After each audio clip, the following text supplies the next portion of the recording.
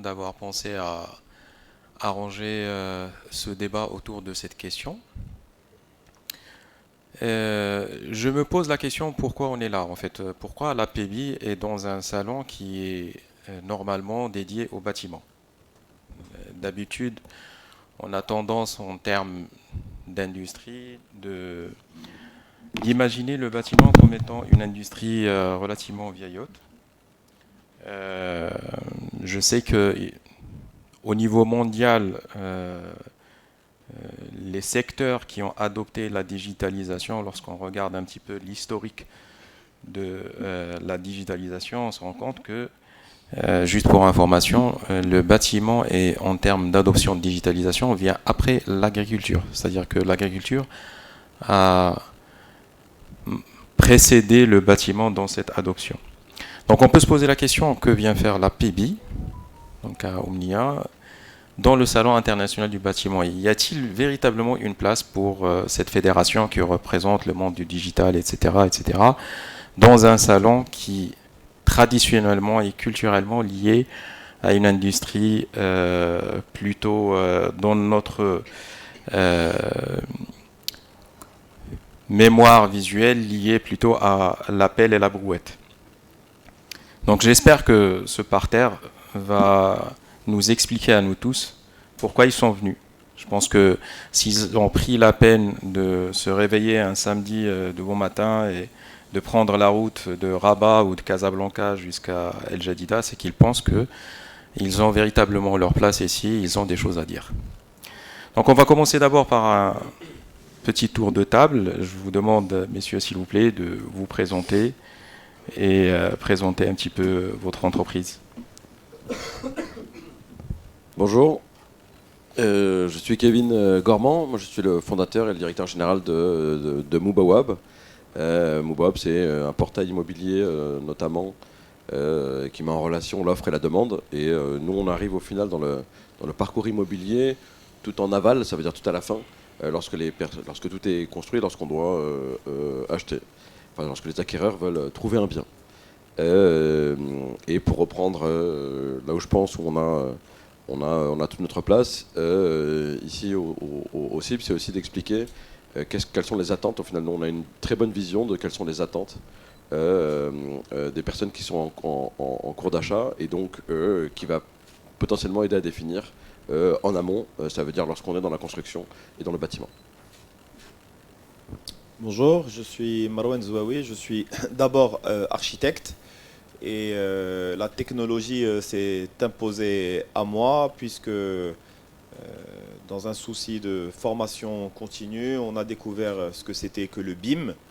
Le BIM, c'est la révolution, enfin c'est même pas demain, là, le BIM c'est aujourd'hui, pour être prêt demain. Et voilà, je pense que oui, la technologie et la digitalisation s'imposent dans le monde du bâtiment, puisque aujourd'hui, grâce à la puissance des ordinateurs et d'Internet, on a accès à un vrai flux qui nous permet de travailler. Voilà.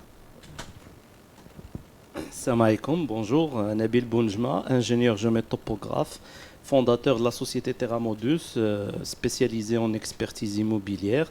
Et depuis sa création en 2010, on était convaincu que la transformation digitale est un atout pour rester compétitif tant sur le plan national ou bien international. On a beaucoup investi dans les technologies nouvelles comme les drones, les scanners 3D, le BIM, le SIG, le web mapping. On a développé des solutions, commercialisé des offres qui ont pu percer dans le marché marocain et qui prouvent qu'on peut se transformer au niveau du BTP, malgré que c'est le dernier de la classe, comme vous l'avez bien introduit. Merci. Merci. Je suis Jalal Alaoui. Je suis le fondateur de Bascat Technologies et le cofondateur de Slackers.ma. Les deux sociétés sont spécialisées dans tout ce qui est IoT, objets connectés. Donc la Bascat, c'est le monde entreprise, si vous voulez, des solutions dédiées aux entreprises. Et Slackers, c'est pour le B2C, c'est des solutions consommateurs, surtout dans tout ce qui est maison intelligente, la domotique tout simplement. Donc on fait l'ingénierie, le design et les logiciels, ce que vous voulez, et on fait la fabrication des produits finaux. Donc c'est notre propre marque, si vous voulez, Made in Morocco, ici à Mohamedia. Donc merci. Bon, bonjour tout le monde. Bon samedi, donc je m'appelle Abdilas Gay, je suis directeur fondateur de Digitalis. Donc c'est une société, on est un one-stop shop pour tout ce qui est capture de la réalité, documentation 3D.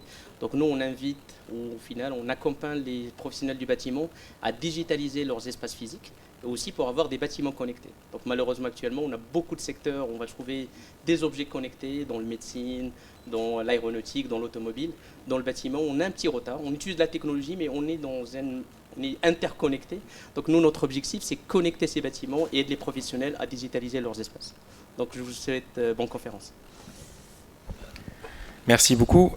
Bon, pour commencer, je vais dire que j'ai déjà eu l'immense chance de connaître pas mal d'entre vous, avec qui j'ai déjà eu l'opportunité de collaborer, donc je vous connais un petit peu. Et je sais à quel point vous êtes des digitaux convaincus et convertis. Cela dit, aujourd'hui, je vais faire un petit peu l'avocat du diable, donc il faut tolérer un petit peu mon style provocateur, et je vais commencer par mon cher Nabil. Alors, vous qui êtes impliqué carrément dans le chantier, je dirais la partie la plus physique de la matérialisation du bâtiment, est-ce que vous pensez véritablement que le monde de la construction d'aujourd'hui est compatible avec la notion et l'état d'esprit des nouvelles technologies?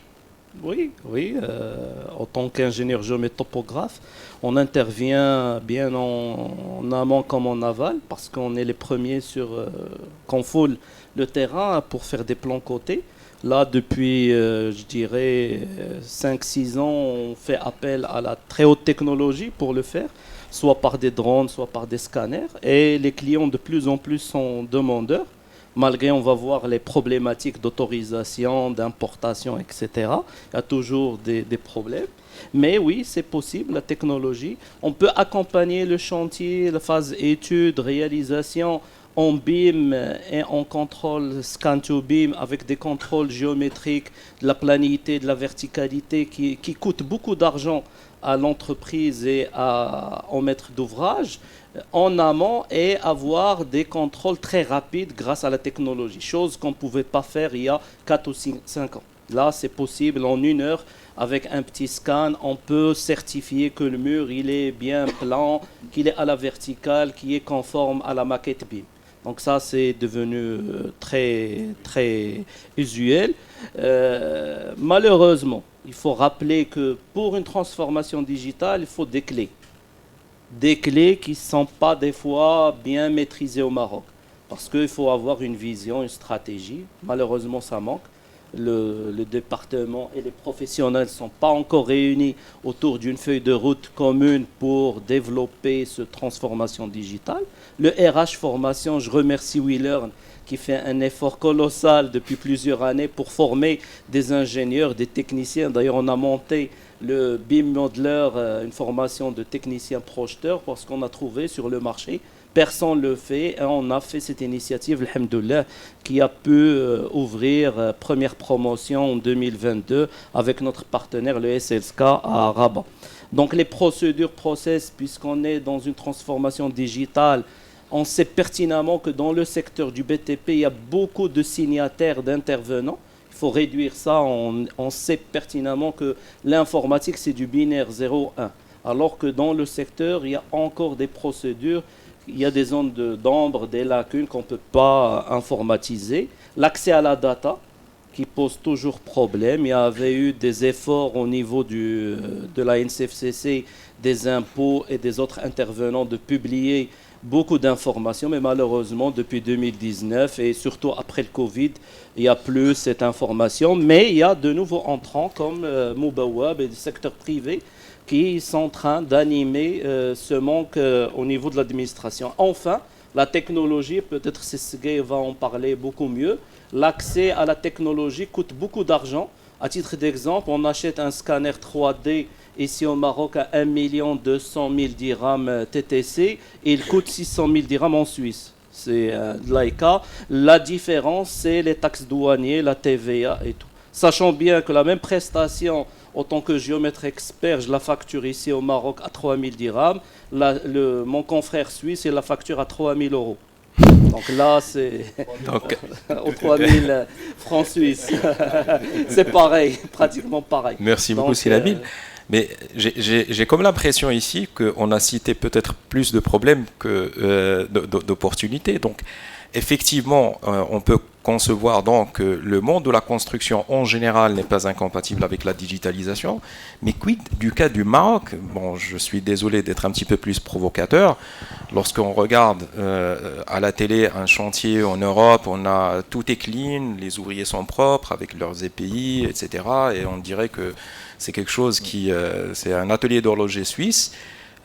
Lorsqu'on visite un chantier marocain, on ne retrouve pas le même environnement. Donc, est-ce que nous avons ici localement l'état d'esprit qui pourrait faire que cette sauce entre le monde du bâtiment et le monde digital puisse prendre? Alors, moi, je vais me permettre d'intervenir. Alors, dans le cadre de mes activités d'architecte, il y a déjà un grand effort qui a été fait par le gouvernement marocain sur ces 5 dernières années. C'est que déjà, il y a eu un effort sur ce que je vais appeler la digitalisation des permis de construire. Il y a une plateforme qui existe aujourd'hui, qui est Rojas, où en fait l'architecte dépose ses plans pour permis de construire et ils sont instruits de manière digitale par l'agence urbaine, la commune, les wilayas, les pompiers, etc., etc. Déjà ça, c'est un effort énorme et c'est un bond en avant qui a été fait pour que déjà, il n'y ait plus de papier. Alors ça, dans notre métier, si vous revenez 10 ans en arrière, il fallait imprimer, déjà écologiquement c'était pas bien, il fallait imprimer des tonnes de jeux de plans, aller les faire signer par chacun, ça prenait un temps monstre. Aujourd'hui, franchement, moi en 2 semaines, on arrive à faire autoriser une villa à Casablanca. Déjà, ça, le temps a été divisé par 5, franchement. Et je ne suis pas d'accord avec vous quand vous dites que les chantiers ne sont pas organisés au Maroc. Pas du tout, et ça n'a rien à voir avec la digitalisation. Ça, c'est un problème d'organisation de chantier, c'est-à-dire que vous n'avez pas de bons architectes sur les, sur les projets sur lesquels vous êtes allés. Non, aujourd'hui, on arrive à travailler de manière, ce qu'on va appeler collaborative avec les topographes, les architectes, les ingénieurs, etc. Il y a un temps monstre qui a été gagné. Alors effectivement, les choses ne sont pas encore réglementées, il y a un peu de bricolage, mais du bricolage finalement qui commence à tenir la route. On y arrive. Il y a des solutions qui sont mises en place. On les met en place soit en interne, soit elles sont externalisées. Aujourd'hui, il y a plein de chantiers dans lesquels il y a de la GED. La GED, c'est, si vous voulez, la digitalisation des documents de chantier. Aujourd'hui, un architecte peut se balader avec un iPad sur un chantier pour voir les réserves à reprendre, les choses à reprendre sur un chantier. On appuie sur 2 boutons, elles sont envoyées directement aux entreprises. Il y a un autre effort, vous allez en rire, qui a été fait et qui a beaucoup facilité la vie sur les chantiers, c'est WhatsApp. On peut en rire, mais je vous assure que même les analphabètes utilisent WhatsApp avec les notes vocales. On y arrive, on est sur des chantiers à l'Aïoun, le monsieur ne sait pas ni lire ni écrire, mais il t'envoie une note vocale, une image. Ça peut paraître banal, mais c'est des grands efforts. Donc moi, je veux vous dire qu'il n'y a pas que des problèmes. Bien sûr, il y a beaucoup de choses à faire, mais on est déjà quand même sur des choses très intéressantes qui ont été faites ces 5-6 dernières années. Et enfin, le Corona nous a permis de régulariser cette histoire de Zoom, de Google Meet, de Visio, c'est un effort monstre. Aujourd'hui, moi j'arrive à dessiner sur la plateforme de mes collaborateurs sans être avec eux physiquement. Et on a des réunions comme ça. Je pense que, voilà, je vous passe la parole. Merci. Merci. Bon, en fait, je dirais pas c'est des problèmes, c'est des challenges. Et tant que l'humain est dans l'activité, il y aura toujours des challenges. Et la construction, j'imagine, cette industrie utilise beaucoup d'humains. Il y a beaucoup d'ouvriers. La digitalisation va certes aider et on la voit. Par exemple, si je donne des exemples, dernièrement, on a assisté à la construction des thermis ou les souterrains à Harhora. C'était un temps record. Quand on se pose la question, comment ils ont pu faire ça dans un temps record, dans 6 mois, c'était déjà prêt. Donc, et je ne suis pas d'accord avec vous, la digitalisation joue un rôle. Vous venez de le dire enfin à la fin, c'est le WhatsApp. Donc ce qui relie, peu importe la technologie, mais c'est la data. C'est là, on tourne en rond et on revient. Quand la data est disponible, on peut avancer. Il y a des problèmes au chantier, il prend un WhatsApp avec son téléphone, il l'envoie, on peut réagir sur le champ. À l'époque, il faut attendre les réunions, j'imagine, du chantier, le lendemain, et on évoque, et c'est déjà, on a perdu 24 heures, ainsi de suite. Donc la technologie est dedans, et surtout la data. Maintenant, il faut, on en a parlé de cette open data, on n'entend plus ce mot-là, je ne sais pas pourquoi, parce que c'était en 2012, on n'entendait que le gouvernement, open data, les big data, et d'un seul coup, on n'entend plus. Où est-ce qu'on est dans ce chantier-là? Est-ce que le citoyen a accès à cette data, comme il a dit? Il faut avoir accès, comme ça le citoyen peut réagir. Et enfin, la chance que cette génération a aujourd'hui, elle est énorme, parce que nos parents, nos grands-parents, ils n'ont pas assisté à l'industrie 1.0. C'était une industrie qui se développait juste après la guerre mondiale, c'était une industrie lourde, d'investissement lourd. Mais aujourd'hui, le digital permet à ces jeunes-là de leapfrog. We can leapfrog. Ils n'ont pas besoin d'investir. Le cloud déjà fait tout. On a accès à tout ça. Et c'est encore un bébé. Toute cette révolution, c'est encore un bébé. Donc on peut intégrer, réagir. Alors, voilà. Messieurs, permettez-moi de juste noter une remarque qui me semble importante. C'est que dans la liste de ce qui a été cité aujourd'hui, il y a on peut faire. Et je pense que le plus important, c'est de voir quel est l'impact de tout cet on peut faire sur le client final. Donc je vais m'adresser peut-être à Kevin, qui, dans la chaîne de valeur, est le plus proche du client final. Bon, tout à l'heure, on va aborder de manière plus détaillée la PropTech, mais ce qui m'intéresse là, c'est que, est-ce que dans votre écosystème, vous ressentez l'impact de la Contech aussi sur le client final? C'est-à-dire le fait de digitaliser déjà la construction fait que vous avez des produits où le client trouve une véritable valeur ajoutée apportée par cette digitalisation, ou on est juste dans le gadget? Non, alors, pour moi, il y a deux éléments de réponse. Il y en a un, je voudrais revenir dessus, qui est sur l'accès à la data. Et après, ce que peut amener la Contech, donc toutes les technologies qui sont sur la partie du bâtiment. Donc, sur les technologies du bâtiment, au final, aujourd'hui, le bâtiment est très aligné sur le dollar, puisqu'il y a énormément d'achats qui se font en dollars. Toutes les monnaies qui ne sont pas, et donc tous les pays qui ne sont pas alignés avec le dollar, vont au final souffrir des différentes crises économiques liées à cette monnaie. Donc là aujourd'hui on est en plein dedans. Une des principales raisons de l'envolée des prix, il y a le transport, mais c'est aussi parce que tout s'échange en dollars, et donc quand ça monte, on est les premiers impactés. Donc il y a une problématique de prix plus globale, et la technologie, ce que ça permet aussi, c'est d'être plus efficace, plus efficient, et ça peut être des choses comme le BIM, ça peut être des choses très simples comme le WhatsApp. Je crois que moi c'est une des premières choses qu'on dit souvent, c'est que la plupart des révolutions technologiques sont déjà dans nos poches, sont déjà là. C'est une question après au final de travailler. Mais en tout cas, la technologie dans le bâtiment amène donc de l'efficience, des gains de coûts, et après c'est des gains de coûts qui vont pouvoir être répercutés sur le client final. Parce que aujourd'hui, par exemple, on regarde ce qui se passe, il va y avoir une augmentation du taux directeur de Banque al-Maghreb, donc ça va être un appauvrissement sur la capacité d'emprunt. Il y a les coûts de construction qui augmentent.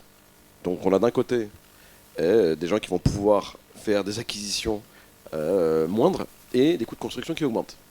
Donc c'est pas forcément un bon panorama. Mais par contre, c'est là où il va falloir être plus malin, il va falloir être plus efficace tout au long de la chaîne de valeur. Depuis la programmation de ce qu'on va faire jusqu'à là. Donc oui, évidemment, sur le client final, pour répondre à la question, oui, évidemment, toutes les technologies qui permettent au final d'être plus rapide, plus malin, plus efficace, ont un impact positif sur le client final, quel qu'il soit. Je voulais revenir aussi rapidement sur la partie de la data, parce que c'est quelque chose qui pour moi est fondamental, et il y a de plus en plus de choses qui sont mises en place, avec des initiatives, on parlait de Rojas tout à l'heure, qui au final, quelque part, aussi donne de l'accès à la data plus facilement en tout cas, qui est la data juste de valider de la part de l'administration. Donc c'est eux, dans ce cas-là, qui ont accès à la data. Mais c'est fondamental parce que ça permet, au final, cette data, tout ce qui est au cadastre, tout ce qui est à la conservation foncière, etc., ça existe. C'est des choses qui peuvent être diffusées, qui devraient être diffusées. Parce que ça permet au final, encore une fois, d'être plus malin, de savoir quelle programmation on va faire sur un immeuble. Comment est-ce qu'on va se permettre d'investir sur les finitions. Est-ce qu'on doit faire quel est le niveau de finition qu'on va pouvoir donner, qu'on va pouvoir faire, donc c'est tout au départ, tout en amont de la chaîne de valeur du bâtiment et de la construction, à savoir qu'est-ce qui mérite d'être fait. Et ça, c'est que de la data. Donc qu'est-ce qui se construit, qu'est-ce qui se fait, qu'est-ce qui se vend, qu'est-ce qui ne se vend pas, où sont les stocks, où sont les problématiques. Et ça devrait être une data qui serait ouverte à tout le monde, ce l'est dans plusieurs pays, en tout cas en Espagne, en France, sur lequel on a suivi ça, et même d'autres pays comme Dubaï, etc., où on sait qui a acheté, quand, à combien, qu'est-ce qui reste, qu'est-ce qui n'a jamais été vendu, qu'est-ce qui se vend le plus, qu'est-ce qui demande le plus, vers où vont les investissements, etc. Et ça permet au final, si on remonte après de l'investisseur final, de l'acheteur, quel qu'il soit, un particulier, une entreprise pour un hangar ou des bureaux, ou une collectivité pour une école, ça permet de remonter pour dire, ok, si ça c'est le besoin et l'usage qu'il y en a aujourd'hui, on va remonter tout en haut pour dire, voilà ce qui devrait être fait depuis le départ et bien pensé. Et au final, toutes les personnes, tous les corps de métier, du topographe, architecte, l'ensemble des personnes n'ont qu'un seul objectif dans la réalisation d'un bâtiment, c'est qu'il soit utile et qu'il serve. Après, on a envie qu'il soit beau, on a envie qu'il soit pratique, on veut qu'il soit économique, enfin on veut beaucoup d'autres choses, mais il faut que ce soit utile et efficace. Il n'y a personne qui construit pour regarder quelque chose de côté, et voilà. Donc ça, en tout cas, la technologie est sur la Comtech ou la PropTech, donc toutes les technologies liées à la construction ou à l'immobilier ont un impact positif sur l'acquéreur final, et c'est pour ça qu'elles auront aussi le vent en poupe. Et la data est un élément fondamental pour l'ensemble des métiers, pour que chacun puisse savoir qu'est-ce qu'il devrait faire et comment est-ce qu'il devrait le faire. Et ça, c'est directement lié à la technologie et à l'adoption de la technologie par le gouvernement et par les différents acteurs publics et privés. Merci beaucoup. Je m'adresse maintenant à Abdillah parce que je sais qu'il y a une solution a priori déjà existante et dans le cas pratique. Et je pense que ce serait intéressant peut-être qu'on ait une petite explication sur en quoi consiste cette solution qui matérialise un petit peu une expérience de digitalisation, notamment dans le domaine de la construction. Et après, je serais intéressé par avoir une interaction avec à la fois Nabil et Marwan par rapport à cette solution, puisque a priori, vous pouvez être tous les deux touchés par ce genre de propositions de valeur technologique. Moi, je vais déjà commencer pour dire toujours une solution commence par une problématique. C'est vrai qu'on a parlé de problèmes. Si on n'a pas de douleur, on ne peut pas aller chercher de médicaments. Donc, moi, je pense juste pour dire, on est très bon au Maroc. On a beaucoup de sociétés marocaines qui innovent dans le domaine du bâtiment, dans la on va dire la digitalisation du bâtiment.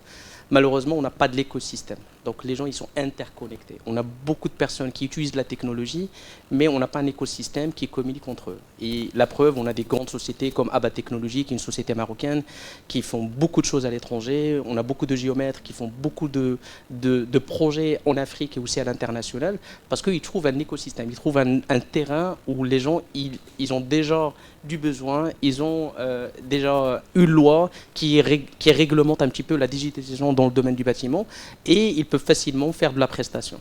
Donc pour revenir un petit peu au domaine du bâtiment, moi je veux juste commencer par un chiffre. 177 milliards de dollars, c'est le coût des erreurs dans le domaine du bâtiment uniquement aux États-Unis. Donc maintenant, si on parle Maroc, ça va être un chiffre phénoménal parce qu'on n'a pas de rapport. Donc parmi les problèmes aussi qu'on a au Maroc, on n'a pas de rapport. Donc dans l'Occident, au Moyen-Orient ou même aux États-Unis, dans le domaine du bâtiment, la fédération, les associations, ils font des sondages une fois par an pour savoir ce qui se passe sur le terrain, en termes des erreurs, en termes de la digitalisation, en termes, on a parlé un petit peu des problématiques, les gens qui n'arrivent pas à adopter de la technologie parce que l'accès à ce produit-là, il est cher, mais on n'arrive pas à faire des sondages pour dire, voici l'état des lieux, mais comment on peut travailler ensemble pour régler ce problème, pour aider les professionnels du bâtiment à être on va dire, efficace, productive, et au final générer de l'argent. Parce qu'au final, ces professionnels qui vont construire des bâtiments, leur objectif final, si on va leur donner de la technologie, le retour sur investissement, c'est quoi? Maintenant, si on revient au retour sur investissement, on a parlé du chiffre de 177 milliards de dollars. Actuellement, il y a beaucoup de choses qu'on peut faire au niveau de suivi de chantier. Premièrement, on peut éviter les allers-retours. Donc un promoteur qui construit à Derlei-Layoun et qui est basé à Kazan, bon, nous ce qu'on fait, un technicien qui va partir une fois par mois, on va prendre le plan d'étage de l'architecte, on va faire des captures 360 degrés qu'on va superposer sur un plan BIM, qu'on peut faire sortir des écarts. Et premièrement, on s'assure qu'il n'y a pas d'erreur. On va éviter des allers-retours, donc ça c'est un coût, c'est l'humain, c'est l'essence, on parle un petit peu le CO2, l'énergie, tout ça, mais tout ça on va éviter beaucoup de choses qui vont déjà sauver de l'argent, protéger la planète et aider déjà le professionnel à être plus productif. Donc premièrement on fait ça, on est capable de comparer entre dates, donc je prends un plan d'étage par exemple, on va faire une capture à une date précise, on peut cliquer sur une image 360 degrés, je suis capable, le même espace, le comparer avec une autre date et faire sortir des rapports, des écarts.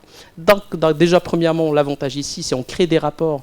Donc avec le temps, on va documenter ce site à n'importe quel moment, l'architecte ou le maître d'ouvrage, il peut revenir en arrière pour voir ce qui est derrière les murs.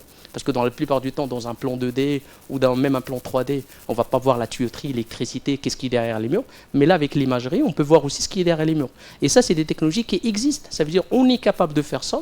C'est juste les professionnels, ils doivent juste avoir le courage et dire on doit adopter, on doit tester. Maintenant, les solutions, ça c'est discutable. Il y a beaucoup de choses. Maintenant, deuxième chose qui se développe aussi, je reviens à la partie IoT. On parle actuellement dans le domaine du bâtiment, on parle de jumeaux numériques. Est-ce que vous savez, la cathédrale de Paris Notre-Dame, elle a été sauvée grâce à quoi? Mais c'est grâce à la numérisation 3D. Parce qu'on l'a scanné. Ça veut dire qu'on a un modèle qui est fidèle à l'existant, avec des précisions millimétriques. Et là, les architectes, qu'est-ce qu'ils ont fait? On a déjà le modèle 3D qui existe. Qu'est-ce qu'on va faire? On va juste créer Notre-Dame de Paris et qui est fidèle et qui ressemble à Notre-Dame de Paris, l'ancienne. Et ça, c'est grâce à la technologie, à la numérisation 3D. Donc, actuellement, si on prend tous les bâtiments au Maroc, le nombre des bâtiments qui ont été numérisés et documentés, ben, on va trouver le nombre, il est très faible. Donc, moi, je pense, je vais m'arrêter à ce point-là, mais après, on va continuer à débattre s'il y a des questions. Donc, je donne la parole à Sinabi. Merci Seb Ilah. D'ailleurs, on le disait, on félicitait Seb Ilah dès le départ de ce challenge parce qu'au niveau du secteur, on était confronté à des scanners, à une technologie laser grammétrique et lui, il a apporté une nouvelle solution qui se base sur la photogrammétrie terrestre. C'est une technologie qui est très fiable et qui a un coût beaucoup inférieur que la lasérogrammétrie. Bien sûr, les deux technologies sont complémentaires et leur choix dépend de la précision à atteindre et du projet à suivre. Mais je félicite encore une fois parce qu'il a apporté cette technologie, je pense, américaine sur le marché MENA, Middle East, North Africa. Il fait un travail colossal pour commercialiser son produit. On est preneur autant que géomètre expert marocain, comme les géomètres experts dans le monde, parce que la photogrammétrie est un levier indirect qui a ses avantages, ses inconvénients, mais qui permet de réaliser des prouesses rapidement avec un coût très compétitif. Pour revenir à son intervention, je suis totalement d'accord parce qu'il n'y a pas encore un écosystème, il n'y a pas un cadre légal. Tout le monde, il y a du flou sur le suivi de chantier, sur les plans de récolement. L'État marocain, moi je m'excuse, mais je veux dire la vérité, les problèmes, comme l'a dit Seblila, pour trouver ensemble les solutions et les remèdes. Il y a un problème administratif au niveau du plan.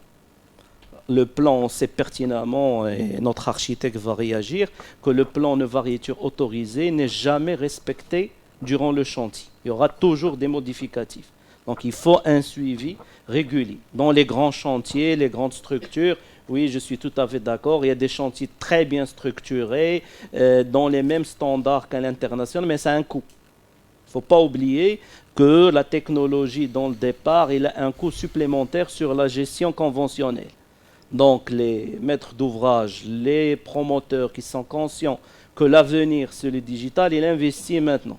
Donc il faut faire un suivi de chantier.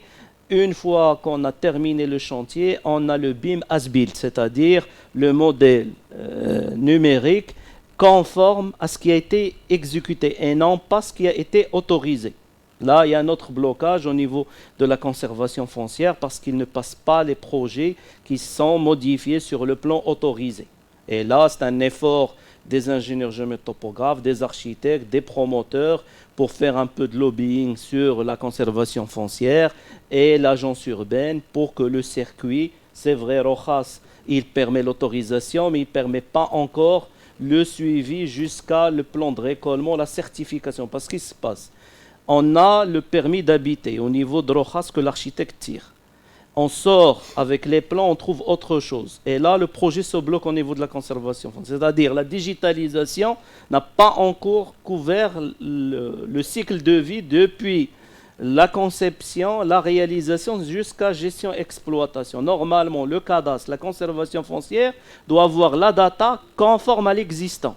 Et doit être une data publique parce qu'il ne faut pas oublier, au Maroc, on a un système foncier australien. C'est le système Actorens. Les gens l'oublient, on n'a pas le même système français ou espagnol, c'est un système australien et l'un des piliers fondamentaux de ce système est l'accès à l'information de manière publique. On disait, j'ai travaillé à la conservation foncière, ou le terme, je vais essayer de le traduire, le muhafada mufadaha. Il faut publier ce qui est à l'intérieur, parce que la force des systèmes de l'actorant, c'est la publicité. On ne doit pas avoir des dossiers cachés au niveau de la conservation foncière. Ça, c'est l'essence même de l'actorance, depuis plusieurs siècles. Donc, ils doivent publier l'information. S'il y a des dossiers qui ont un intérêt sécuritaire ou bien, ils peuvent les fermer et ne pas les mettre sur la data. Mais de fermer l'ensemble des titres fonciers marocains à l'exploitation ou bien que ces titres ne soient pas conformes à la réalité, c'est un vrai problème du système foncier marocain. Donc, il faut faire attention, le digital, c'est bien. Il faut que tout le monde investisse dans ce projet. Très bien, on Si entend la Abdelghani, je vais te rejoindre dans le côté provoque. Mais moi, je vois que mes amis qui parlent de technologie, finalement, ne parlent de technologie que par rapport à un existant. La topographie, le terrain, c'est pas la vraie technologie. La vraie technologie, et je suis provocateur, hein, c'est juste pour vous en dire. La vraie technologie, c'est déjà de concevoir des choses qui n'existent pas. On n'a tous pas parlé de quelque chose qui est ultra important et qui est la révolution de demain, qui s'apparente à la révolution de nos pères architectes et ingénieurs quand ils étaient au Rotring et qui sont passés à AutoCAD, Archicad, etc. Aujourd'hui, tout le monde passe au BIM. Peut-être qu'il faut expliquer qu'est-ce que c'est que ça. Qu'est-ce que c'est que le BIM? Le BIM, en fait, c'est aujourd'hui, il y a une puissance des ordinateurs, une puissance d'Internet qui nous permet de tous de travailler en même temps sur les mêmes fichiers, sur le même modèle. Déjà ça, c'est une avancée énorme. Et surtout, quand l'architecte et l'ingénieur développent ce qu'on appelle cette maquette BIM, ce fichier 3D et le topographe sur lequel tout le monde travaille, on ne commence le chantier qu'une fois que tous les incidents sur cette maquette sont résolus. Et là, la grande avancée, elle est là. Avant de parler de ce que vous avez dit tout à l'heure, oui, mais ça c'est un travail qui se fait, même s'il va être mal fait, on sait le faire. Mais ce problème qu'on retrouve sur les chantiers, vous avez parlé de 177 milliards de dollars qui se perdent. Mais ça, on va réussir à le résoudre, puisqu'on ne démarre le chantier qu'une fois que tout le monde est OK sur cette maquette. Aujourd'hui, je pense que les efforts doivent être faits pour encourager de deux manières la technologie. Ils doivent être faits d'abord par les instances du haut. Le gouvernement, de dire par exemple, et ça va arriver, de dire que sur les 3 prochaines années, tous les projets publics au-dessus de 300 ou 400 millions de dirhams doivent être faits en BIM. Pourquoi? Parce que, comme tu l'as dit, il y a cette histoire d'exploitation, de maintenance qui sont très importants. Le bâtiment aujourd'hui, le bâtiment dans un cycle de vie de 100 ans coûte 90%, tout ce qu'on dépense pour un bâtiment sur 100 ans coûte, en termes d'exploitation, 90% de cette somme. Alors c'est énorme. D'accord? Ça, et quand il y a une fuite d'eau, qu'il y a une fuite de gaz, etc., on ne sait pas où elle se trouve. Justement, grâce à ces technologies, on va savoir en amont où elle se trouve. D'accord? Donc, il faut que le gouvernement, enfin, d'où là, l'État, nous encourage par le haut à faire ça. Et après, il faut qu'il y ait un écosystème qui se crée par le bas pour Et ça se crée, d'ailleurs, on a plein de jeunes qui viennent nous voir. Bonjour, on est intéressés, comment ça... Parce qu'il y a de l'innovation, qui sont intéressés par l'innovation, pour pouvoir aussi faire pousser tout ça vers le haut. Et enfin, moi je voulais revenir sur ta question de tout à l'heure. Tu as dit comment l'acquéreur, quel impact ça a sur l'acquéreur final. Est-ce que vous imaginez qu'il y a 10 ans, on pouvait voir des appartements à l'achat, des villas à l'achat qu'en photo. Aujourd'hui, on est chez soi et on arrive à faire des visites virtuelles. Mais il ne faut pas être c'est incroyable. On est à des choses... moi aujourd'hui, j'ai eu une commande pour faire un riad à Marrakech qui existe. Je suis allé une fois à Marrakech, j'ai envoyé un topographe faire la visite virtuelle. C'est pour des investisseurs étrangers. Eh ben, j'ai plus besoin de me déplacer à Marrakech. Je clique sur 2 boutons, je me balade dans mon truc, je vois où est-ce qu'elle est la retombée, où est-ce qu'il est le lanterneau, où est-ce qu'elle est la poutre, le truc. Avant, allô, الله يخليك شوف تمشي واحد الرياض في مراكش 5 minutes جامد فينا à droite, à gauche, تدخل لا ما كاينش. Tu pouvais même pas entrer, il y avait pas. Aujourd'hui, tu visites tout ça de chez toi, de ton iPhone ou de ton Android, c'est pas le sujet. Et franchement, on y arrive. Voilà, les gens ils poussent. Et ça, vraiment, je félicite tout le monde. Alors, merci beaucoup Marwan pour la transition. Et là, je vais m'adresser à Jalal. En fait, tout cela est bien beau. On a des technologies américaines, on a de l'équipement hyper sophistiqué. Mais lorsque on s'adresse à l'écosystème digital marocain, y a-t-il véritablement possibilité de créer une valeur ajoutée digitale locale qui s'adresse au marché de la construction?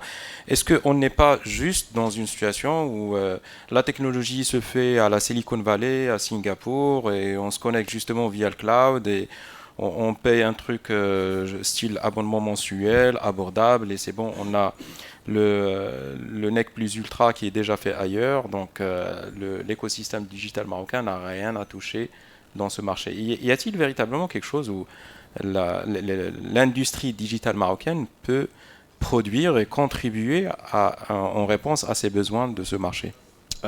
Oui, bien sûr. Avant tout, il faut pas oublier que toute société aujourd'hui est une société digitale. Every company is a digital company, peu importe leur activité.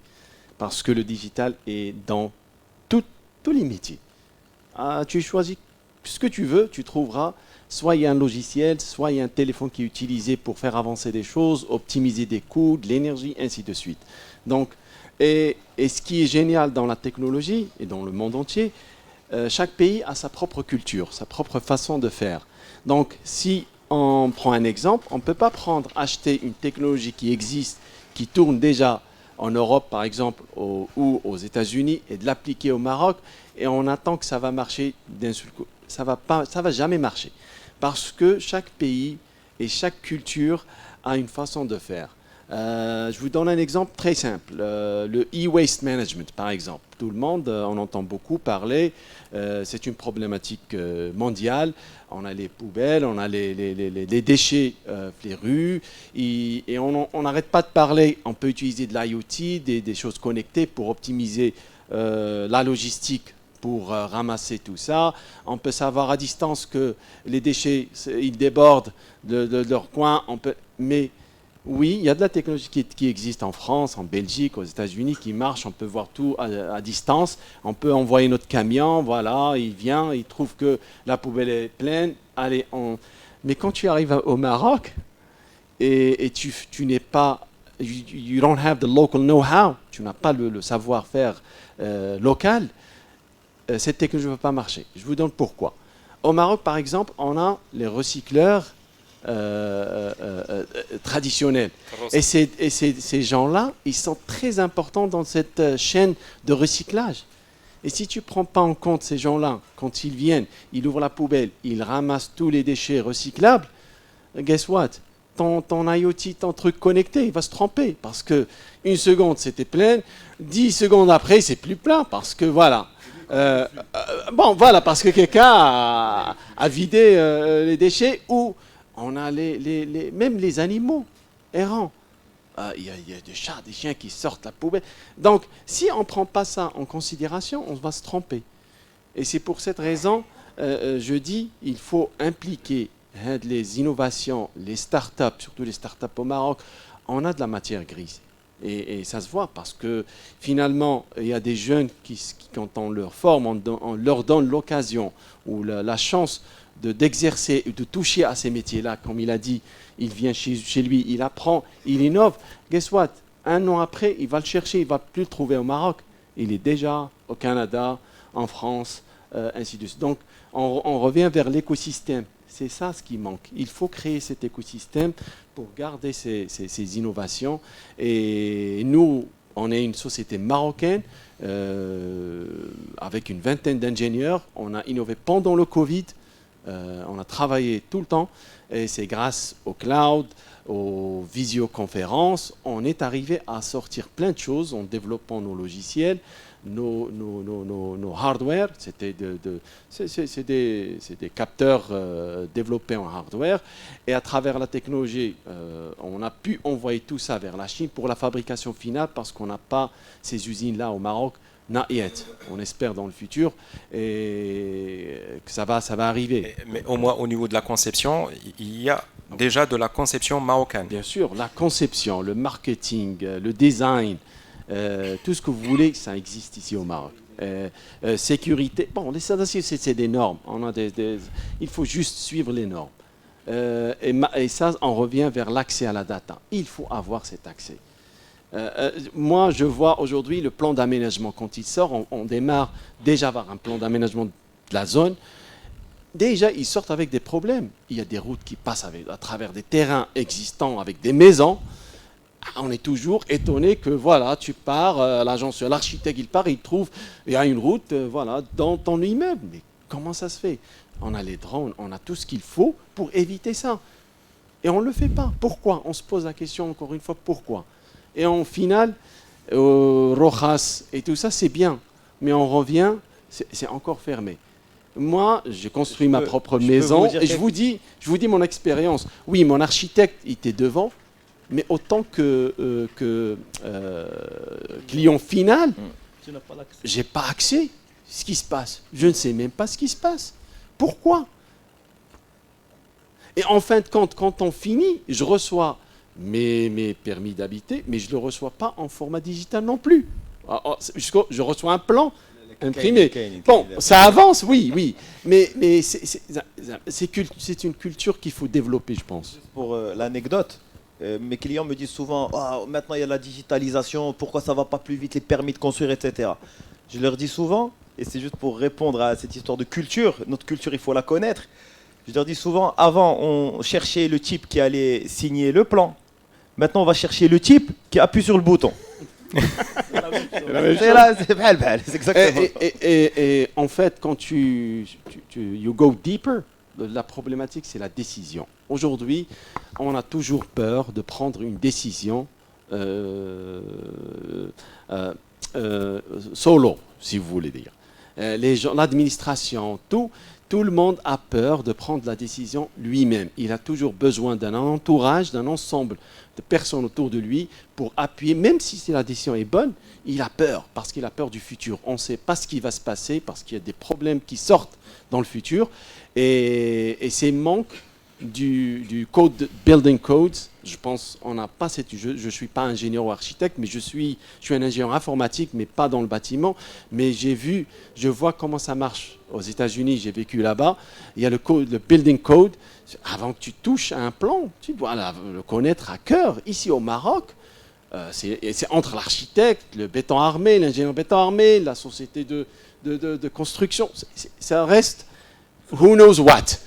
Et la personne qui sort en fin du plan et il te sort quelque chose que tu as fait et la loi ne le permet pas, tout le monde se bloque. Et c'est immense. Et c'est là la perte d'argent. Je vais m'adresser à Kevin parce que pour moi, tu es le porte-voix du client final par la proximité de ta position dans la chaîne de valeur. On apprend qu'il y a déjà des entreprises dans le digital au Maroc qui s'intéressent au secteur du bâtiment, qui a des initiatives. Mais est-ce que de ton côté, tu tu sens qu'il y a une démarche proactive, par exemple? Est-ce que tu as des entreprises qui viennent te contacter par rapport à des solutions qui peuvent éventuellement apporter de la valeur à ton métier, ou bien c'est encore un petit peu dormant, c'est pas encore quelque chose de suffisamment généralisé pour que ça puisse prendre valeur d'exemple?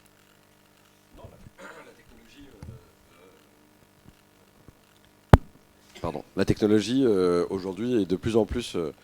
Au final, le client final, l'acheteur, juste pour revenir à ça, parce que c'est, je crois, qu'il est au centre de ta question, lui, quelque part, il ne la voit pas. Le seul moment où il le voit, c'est au final quand il peut avoir accès à toute une série de propositions en ligne, sur Mooba par exemple, sur d'autres sites, et qu'il va pouvoir voir une visite virtuelle, il va pouvoir voir, parfois il peut voir des photos, des vidéos, parfois même des plans, une visite qui va lui permettre de réellement voir cela. Et encore une fois, ça revient toujours à la même chose.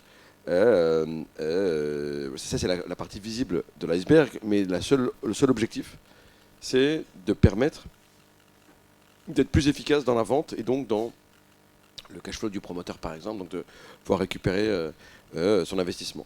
Donc ça, oui. Après, la plupart de la technologie, elle est invisible pour l'acheteur final. Elle est invisible parce que le commun des mortels, BIM, ils ont envie de dire bam boum, mais peu importe s'il y a du BIM ou il n'y a pas du BIM. Énormément de la technologie vient sur les CRM, c'est-à-dire comment est-ce qu'on va, pour l'acheteur final, comment est-ce qu'on va le conseiller, comment est-ce qu'on va le rappeler, comment est-ce qu'on... aujourd'hui, il y a une technologie qui permet d'avoir un accès en ligne 100% depuis la réservation d'un bien, les compromis, enfin l'ensemble de l'information dont il va avoir besoin quand il achète par exemple dans un projet neuf. Quand est-ce que on peut suivre l'évolution des travaux, on peut suivre l'évolution et tout peut être digitalisé.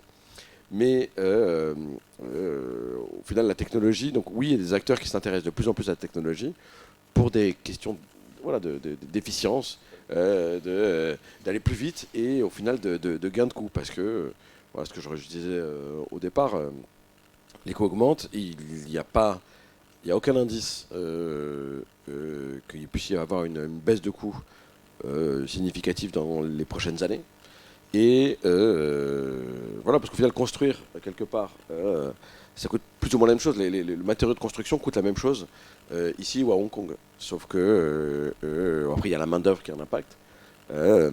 Mais au final, le prix final, donc c'est pour ça qu'il faut être le plus, surtout dans des pays comme au Maroc, faut être meilleur qu'ailleurs. Faut être meilleur. Et c'est vrai que c'est pas une équation simple quand on sait qu'on achète la technologie plus chère et qu'on la vend moins, et qu'on vend le service moins cher. Parfois c'est pas toujours simple, mais faut qu'on au final, il faut aussi embrasser et adopter un maximum la technologie pour devenir meilleur. Et ça, à la fin, il y a quelques éléments que va voir l'acquéreur final. Mais lui, la seule chose qu'il veut à la fin, c'est d'avoir quelque chose qui est délivré rapidement. Est-ce qu'il y a eu un problématique parce que lorsque le topographe est passé, il y a au final, ces choses, on s'en fout. Par contre, il veut que ça soit rapide. Il ne comprend pas qu'il y ait des problèmes de retard sur les chantiers qui sont dus à des choses que personne n'a du mal à vraiment comprendre. Il faut que ça aille vite.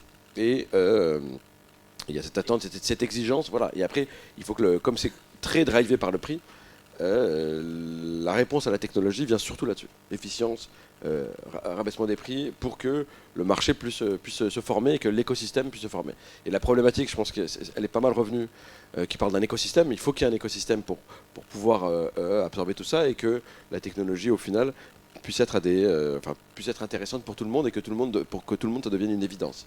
Et voilà, il faut cet écosystème, ça c'est pas simple, il faut que tout le monde l'adopte, il faut que tout le monde joue le jeu, et ça passe, je suis 100% d'accord avec Marwan, ça passe par déjà en haut, par l'administration, pour forcer le jeu sur certains chantiers, mais aussi par les acteurs privés, parce que de toute façon ils vont être forcés à le faire pour des questions de rentabilité et de pérennité de leur secteur. Alors justement, jusqu'ici on a surtout débattu au niveau de la partie de la construction et son rapport avec la technologie, et je m'adresse toujours à toi Kevin, quid des questions qui sont liées à la gestion du patrimoine immobilier, que ce soit au niveau d'abord de la commercialisation, voire éventuellement l'exploitation sous forme locative, etc. Quel est ton diagnostic actuel de façon générale sur l'apport de la digitalisation à cette industrie et éventuellement à quel niveau de maturité nous en sommes aujourd'hui au marché marocain? Bon, on en est vraiment au début. Ça, c'est mon point de vue. C'est mon point de vue. J'étais, moi, il n'y a pas longtemps à Paris, où il y a un salon qui s'appelle le RENT, Real Estate New Technology, dans toutes les technologies liées à l'immobilier, principalement dans la commercialisation. C'est évident que on en est vraiment au début au Maroc. Maintenant, je pense qu'il y a une vraie adoption parce que aujourd'hui, il y a des impacts qui sont clairs. Si nous, pendant longtemps, on regardait, lorsqu'on a créé Moubawab, dans le journal pour voir les annonces, qu'est-ce qu'ils publient, etc. Aujourd'hui, tout ça, ça a été complètement digitalisé. Il y a des sites comme Moubawab, comme Avito, il y en a d'autres, qui sont là et qui donnent l'ensemble de l'information. Et si aujourd'hui, avoir des visites virtuelles, avant, ça coûtait vraiment cher, c'était compliqué. Aujourd'hui, c'est de plus en plus accessible. Donc la technologie permet cela. Il y a des choses qui sont très visuelles d'ores et déjà. Mais Kevin, comment tu peux parler de maturité dans ton secteur alors que la chose la plus basique qui est la signature, tu dois aller faire le muqata'a et légaliser ta signature. Donc tu vois, un des premiers aspects, c'est peut-être un geste fort et nous permettre de passer en signature digitale, qui est le geste de tout un chacun. Oui. Il faudrait qu'on y arrive à ce truc. D'ailleurs, il y a des solutions qui existent, il y a les DocuSign, les YouSign, etc., qui sont reconnus, parce qu'au final, il y a des systèmes de sécurisation, etc., qui sont reconnus. Maintenant, c'est-à-dire que théoriquement, ça pourrait être fait, mais il faut qu'il y ait les notaires, il faut qu'il y ait beaucoup de choses au final qui l'adoptent et qui le valident. Mais on n'est pas si loin que ça, parce que la technologie est là. Hein. La loi doit suivre. C'est-à-dire que la technologie est là, tout est là. Il y a juste au final une impulsion qui doit se dire, mais comme elle a été pour Rojas, au final, c'est un moment, on oblige tout le monde et on y va. Et les notaires sont en train de beaucoup avancer aussi là-dessus. Mais si on prend l'exemple de la partie exploitation, éventuellement en matière de gestion locative, est-ce qu'on commence un petit peu à introduire de la nouvelle technologie, de la digitalisation pour justement améliorer les process, avoir plus d'efficience, ou ça existe ailleurs mais pas pour moi, encore? le premier step au final, la technologie, la première chose, c'est de pouvoir, on va dire, pour les personnes qui veulent faire des transactions immobilières, c'est donner accès à l'information, donc les mettre en ligne. Donc ça, c'est un premier pas qui est possible. La deuxième chose, après, c'est de gérer ses clients et arrêter de les gérer avec un Excel ou juste sur son téléphone. Et d'avoir un CRM. Aujourd'hui, chez les promoteurs comme chez les agences immobilières, qui sont responsables d'une grosse partie des transactions au Maroc, le taux de pénétration déjà de cette technologie est très faible. Très très faible. Après, pourquoi? Parce que... Est-ce qu'il n'y a pas une méfiance? Non, c'est les mauvais... Comment on dit, bad habits die hard, c'est les mauvaises habitudes, c'est dur à changer. C'est dur à changer. Donc quand quelqu'un a toujours fait d'une certaine manière, au final il faut renouveler ça. Il faut renouveler ça et voilà. Moi je vois il y a quelqu'un d'ailleurs qui s'appelle un exemple bête, mais il y a un agent immobilier qui s'appelle, je crois, il a un compte Instagram, il s'appelle l'agent immobilier d'Al Jadida, je crois. C'est le seul au final qui s'est mis à faire ça. Au final c'est simple, hein. Je fais des vidéos sur Instagram, Facebook, etc. Il les partage sur les réseaux sociaux. Il le fait d'une manière, alors après, archaïque, mais comme c'est le seul, il fait le buzz, mais il a des vues de fou. Archaïque, rassurez-moi, c'est pas la fameuse planche de contreplaqué avec des clés accrochées. Non, il se balade et il discute de... Mais il le fait très bien, et ça, encore une fois, c'est de la technologie qui existe, elle est dans notre poche déjà. Il n'a rien inventé, il passe pas. Mais au final, il y a les gens, au lieu de dire non, l'immobilier c'est sérieux, moi il faut que je mette mon annonce sur le journal, dans le matin, allez, je vais faire une exception, je vais le mettre sur mon site web, ou sur des sites web qui puissent exister. Mais non, on va pas commencer à faire des vidéos sur TikTok, on n'a pas 12 ans. C'est faux. Au final, ceux qui le font démontrent que ça marche très très bien. Et il y a également un ouvrier sahraoui qui a une chaîne YouTube, qui est peut-être la chaîne YouTube la plus regardée, où il montre comment on monte un mur, comment on coule un peu de béton, comment on fait une forme de pente, et ça c'est de la technologie, ça c'est du savoir. Et on y arrive, alors on va y arriver petit à petit. Donc c'est exactement le même principe. Ce qui est marrant, c'est que c'est des personnes qui peuvent faire changer au final, faire bouger des lignes. Parce que même pour des acteurs qui sont digitaux comme nous, on a regardé ça et au bout d'un moment, là, on a pris une décision. On s'est dit, mais il faut qu'on fasse aussi, parce qu'on est débiles, nous, à pas le faire. Alors qu'on doit être des instigateurs aussi de la technologie. Mais au final, voilà, il y a des barrières visibles et puis invisibles qu'on se met tout seul. Et c'est marrant que ce soit quand même des agents immobiliers plutôt populaires, on va dire, simples, ou des ouvriers sahraouis qui permettent de faire bouger ces lignes. Sur des technologies, encore une fois, qui existent, qui sont là.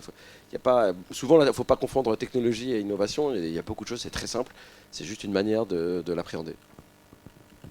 Oui, c'est tout à fait évident qu'il y a un dynamisme au niveau du secteur privé. Il y a beaucoup de structures, de petites, moyennes, même grandes entreprises qui ont investi le secteur du digital dans l'immobilier.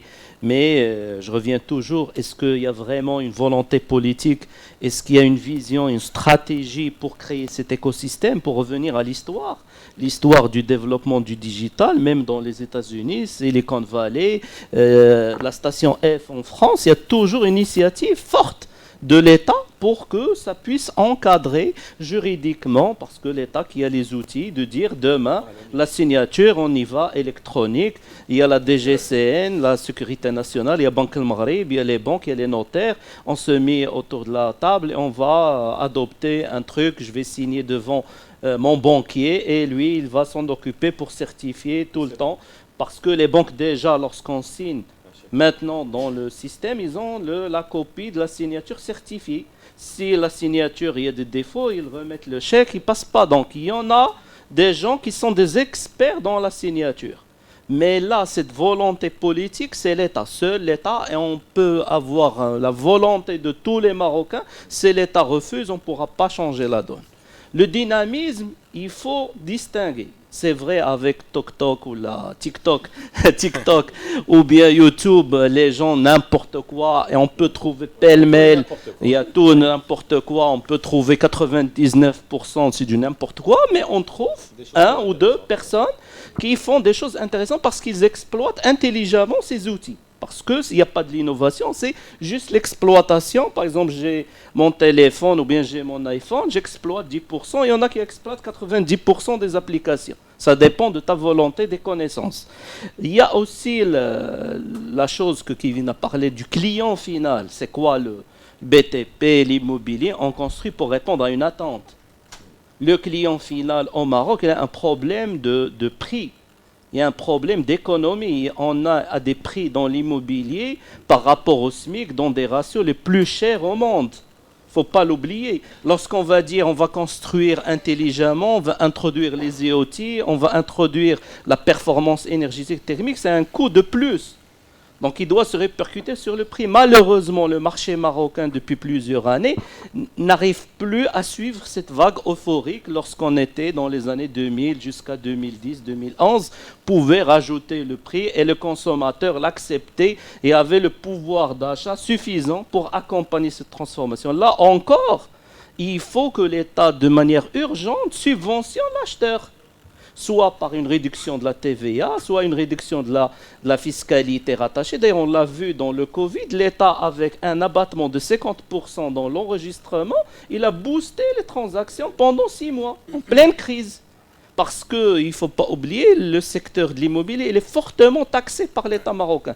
De légères exonérations ou bien de petites réductions permettent de booster. Peut-être l'État peut réfléchir si, par exemple, un bâtiment qui a son digital twin et qui est performant énergétiquement, de profiter d'un bâtiment. Et là, ça va encourager tout le monde, acheteurs, vendeurs, promoteurs, professionnels, parce que tout le monde va se retrouver et fermer l'équation de manière financière et économique. Parce qu'il faut dire, l'expérience depuis plusieurs années, une décennie au Maroc, on peut trouver tout au Maroc. L'innovation, l'exploitation, la technologie, toutes les technologies. D'ailleurs, on était confrontés, Flatour Mohamed VI, avec des entreprises multinationales, B6, des hindous, plusieurs nationalités, une quinzaine de nationalités. L'ingénierie, la compétence des architectes, des ingénieurs marocains, ils étaient au même standard que les professionnels internationaux. Il n'y a pas de doute qu'il y a la compétence. Mais lorsqu'on s'assoit avec ces gens-là, tous ils profitent de subventions de leur État, soit pour innover, soit pour s'exporter, chose qui n'est pas au Maroc. Donc ça, c'est... La promotion immobilière, en règle générale, donc après qui draine beaucoup d'acteurs, est clairement sous perfusion dans plein de pays, hein. En France, en Espagne, mais c'est sous perfusion directement. Hein. Et nous, là, on va nous rajouter les 20% de PLF. Voilà, retenu à la source. Et on va... Moi, je vais juste rebondir sur... On fera une autre table sur le PLF, je crois. Je vais rebondir sur 2 points. Donc, premièrement, on parlait de signature numérique, tout ça. Donc, moi, j'étais en Arabie Saoudite il y a 3 semaines. On parle de e-gov. Et l'Arabie Saoudite, actuellement, il est numéro 1 sur la région MENA. Chez nous aussi, on parle de e-gov. Mais je vous donne une idée. La procuration en Arabie Saoudite, actuellement, il est digitalisé. Ça prend 1 minute. Je suis capable de prendre mon smartphone. Je prends votre numéro de carte nationale et je peux vous faire une procuration. Vous partez là où vous voulez et vous retirez le document que je vous ai donné l'autorisation. C'est génial, c'est 1 minute. Donc la digitalisation, c'est pas juste la signature, c'est beaucoup de choses. Donc moi, ce que je veux dire ici, on a un ministère de transformation digitale. Mais ce qu'il faut faire, c'est le focus par industrie. On ne peut pas dire ministère de transformation digitale qui va transformer tout le royaume. On ne peut pas digitaliser l'architecture, le bâtiment, mais si on met du focus, on met des divisions, et chaque personne, il s'occupe, il y a du focus par division, on est capable de réussir. Et c'est comme ça les États-Unis ont réussi. Parce que quand on crée on veut avoir une vision de 2030-2050, mais on met du focus par industrie. Donc la Turquie, ils ont réussi grâce à ça. Je peux vous donner, moi je connais des Marocains qui ont réussi à l'étranger, qui font beaucoup de business à l'étranger, mais ils ne le font pas au Maroc, malheureusement. Deuxième chose, je veux rebondir, c'est sur la technologie sur l'existant. La technologie actuellement, on n'est pas uniquement sur l'existant. Actuellement, on a des terrains nus. On peut faire des levées 3D, mais grâce au drone, parce qu'ils nous donnent des précisions que des équipements terrestres qui ne peuvent pas nous donner le même livrable. Donc actuellement, technologie, il est capable d'intervenir avant, pendant et après. On parlait de la visite virtuelle actuellement. Visite virtuelle, ce n'est pas que pour la visualisation. Actuellement, au Maroc, nous, on a équipé pas mal d'agents immobiliers au niveau des équipements, mais le frein, des fois, c'est le coût. Actuellement, ils offrent de la visite virtuelle que pour le host standing. Pourquoi ils ne veulent pas faire pour le logement économique moyen standing? Parce qu'ils trouvent une prestation à 3 000, 4 000, 5 000 dirhams. La personne qui fait du logement économique moyen standing, il ne fait pas ça. Et ça, c'est dommage. Parce que, au final, quand on offre ça à l'agent immobilier, il va faire moins de visites sur le site. Moins de visites, c'est moins de trafic, moins de problèmes à Casa, à Rabat et sur les autoroutes, moins de consommation d'énergie. Donc c'est pour ça qu'on parlait de l'écosystème, parce que le digital, il est intéressant. Mais tout le monde doit participer pour qu'on puisse réussir cette digitalisation dans le domaine du bâtiment. Troisième point où j'aimerais rebondir, on parlait de gestion de patrimoine, la gestion des actifs. On a lancé une solution actuellement pour les sociétés de syndic. On est capable de gérer les équipements qui sont dans un bâtiment grâce à l'IoT, par exemple. On installe des capteurs dans des sites. On va aller collecter des données comme l'humidité, la température, les fuites d'eau. Et après, tout ça, on va le voir dans un jumeau numérique. Ça va nous aider quoi? Dans la maintenance préventive. On anticipe sur l'évolution et la transformation de ce bâtiment. Et ça, là, on revient au Digital Twin, parce que Digital Twin, on est sur un niveau supérieur par rapport au BIM. Donc pour les gens qui assistent ici, on entend le BIM. Le BIM, c'est la maquette numérique. Donc c'est quoi? C'est juste une maquette où tous les intervenants dans un chantier, l'architecte, bureau d'études, topographe, ils interviennent dans la même maquette. Donc quand une personne il fait un changement dans cette maquette-là, tous les intervenants, ils sont en courant. Et là, ça impacte la maquette. Le Digital Twin, on passe à un niveau supérieur. Donc c'est pour ça qu'on va aller faire de la maintenance préventive.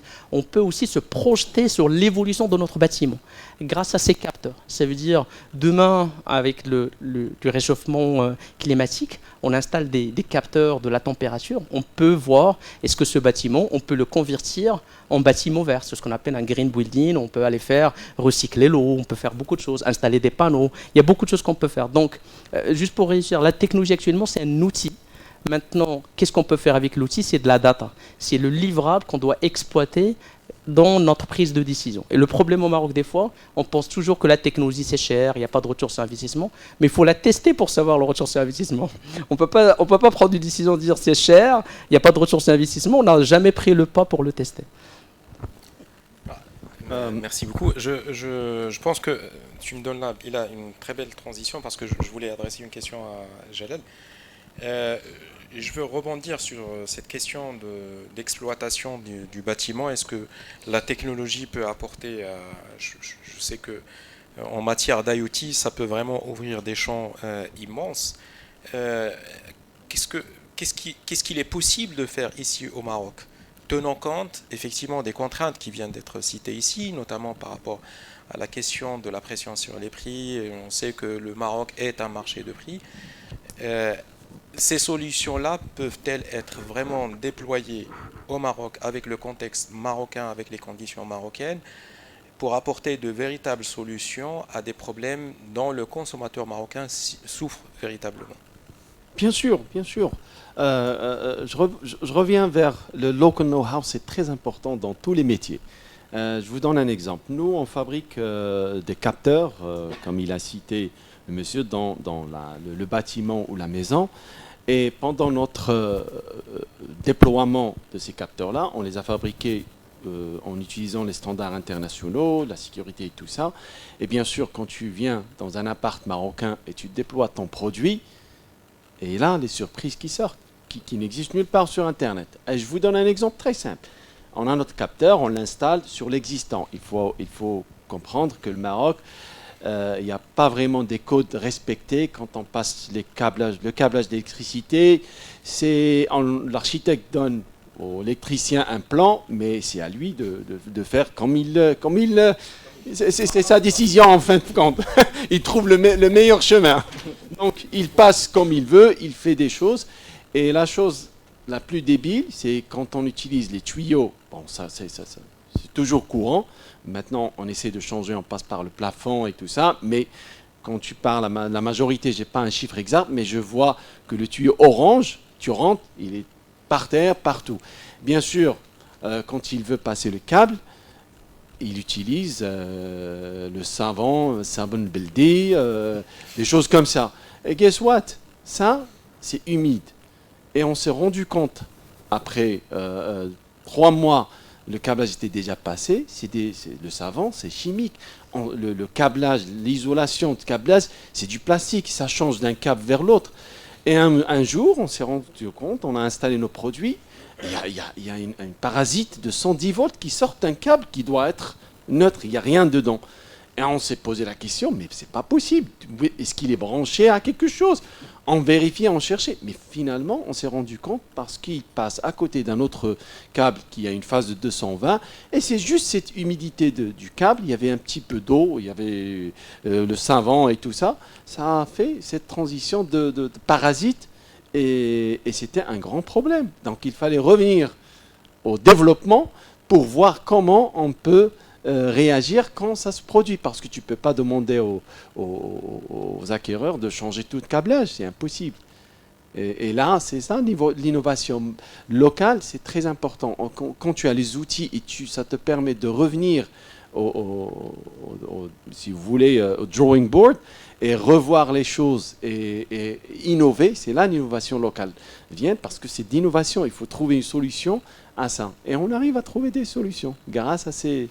Et concrètement, est-ce qu'on peut casser ce paradigme de l'IoT, c'est pour le haut standing, et voir éventuellement déjà un premier pas de voir de l'IoT dans le moyen standing, dans des conditions de prix vraiment du marché marocain?